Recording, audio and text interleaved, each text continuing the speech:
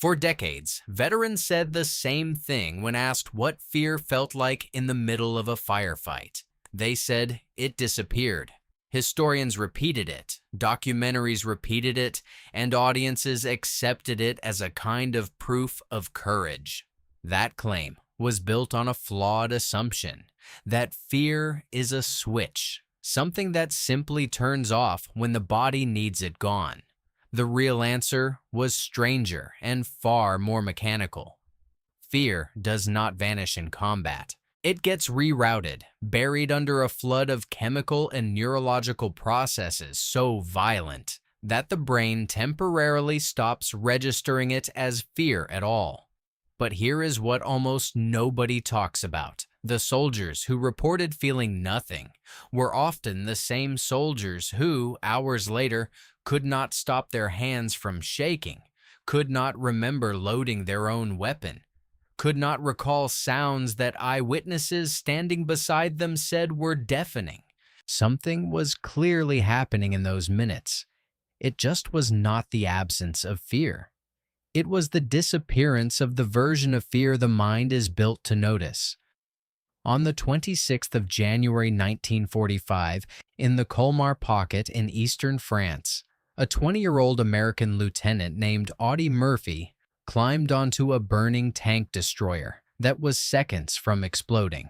6 German tanks and roughly 250 infantry were advancing across open snow toward his company's position. Murphy sent his men back to the tree line, stayed alone at the vehicle, and began firing its .50 caliber machine gun into the advancing German line for close to 1 hour, even as flames climbed the hull beneath his boots. He was wounded in the leg during the engagement and kept firing.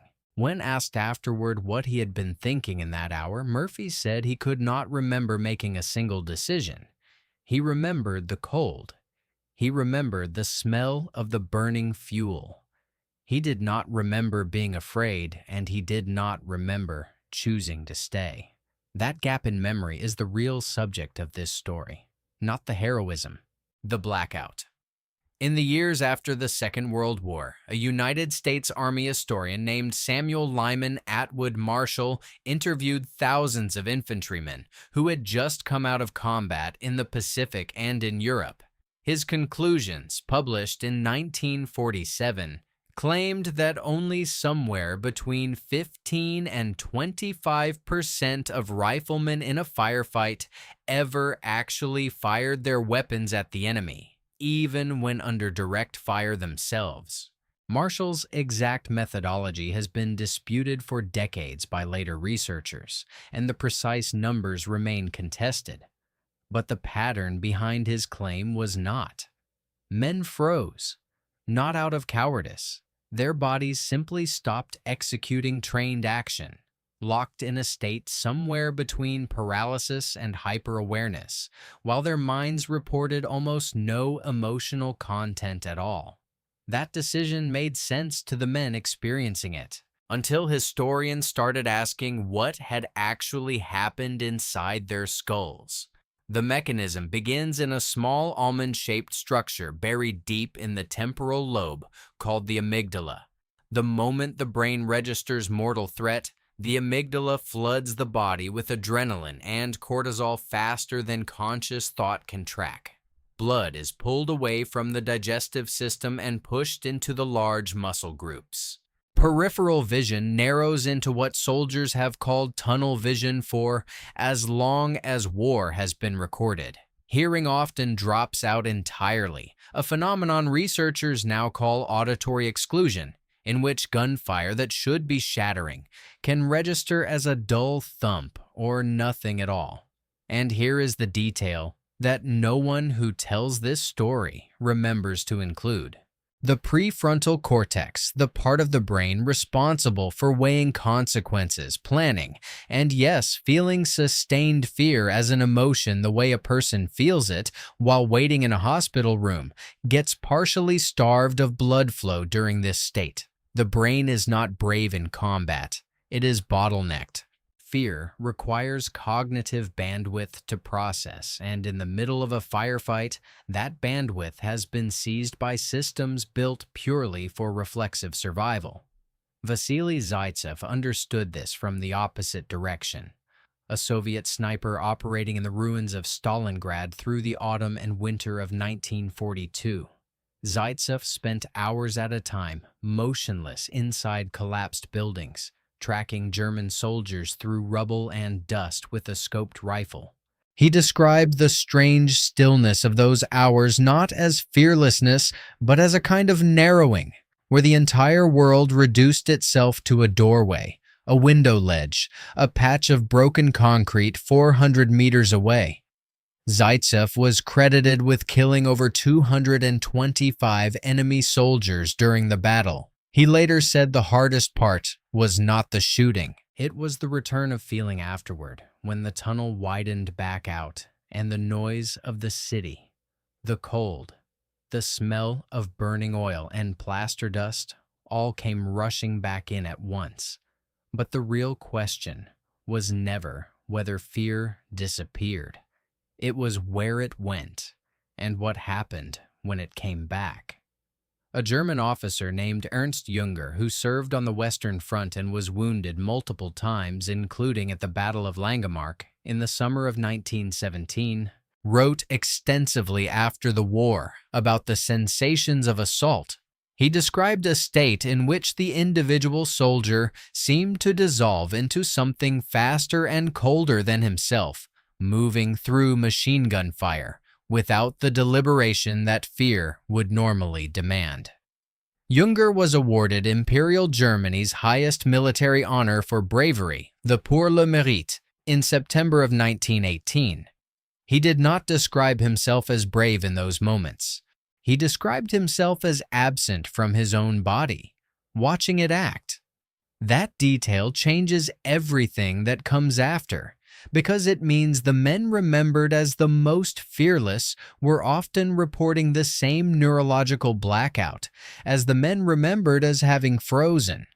The difference was not the presence or absence of fear. It was what the body did while fear was inaccessible to conscious thought. This is where the common version of the story falls apart completely. Combat fear is not eliminated. It is deferred, and deferred fear does not disappear. It accumulates.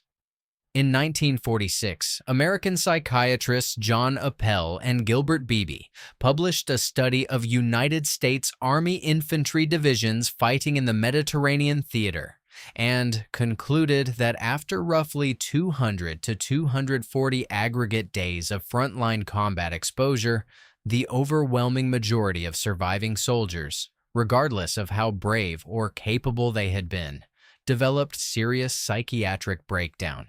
Appel and Beebe called it the point of predictable psychiatric casualty.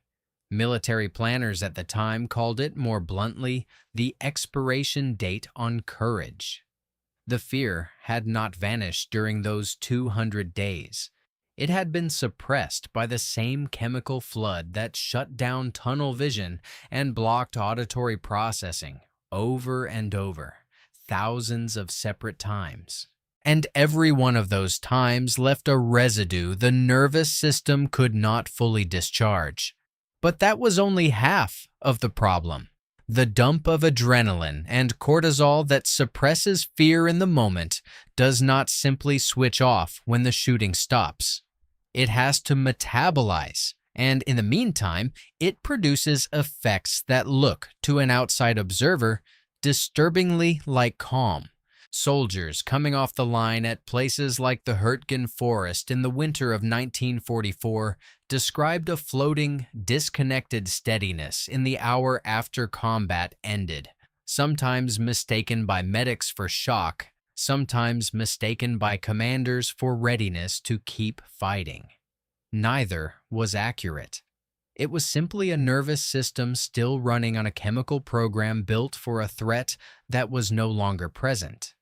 And what they found next was stranger still. Some soldiers who displayed the calmest exteriors during and immediately after combat turned out, in later interviews, to have the most severe delayed reactions, sometimes not surfacing for months or years. The body had done exactly what it was built to do: push the fear response outside the range of conscious feeling long enough to complete the immediate task of staying alive. The bill for that arrangement simply came due later, on a different, much longer timetable.